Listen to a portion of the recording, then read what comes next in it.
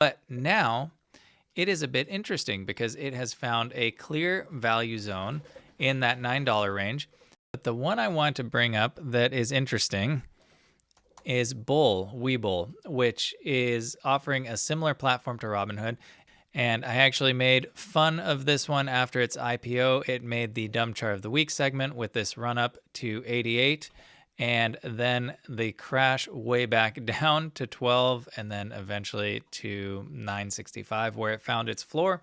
This was just way overhyped at the IPO. So, reason you need to be careful.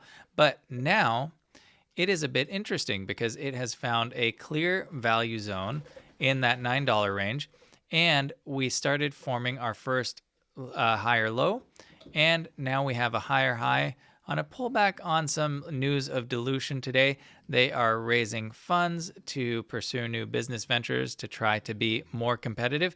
So on this pullback today, because we had that gap down and we were into the most traded zone, I actually entered a position on this, assuming that we are going to form another higher low right here.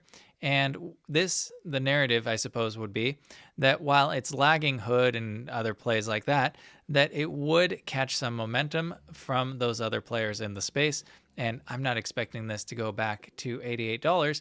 But in terms of just a trade, where if you got in today and I got in pretty darn near the low, which incidentally met up right with this previous peak or just above it for a bounce. So a great technical zone.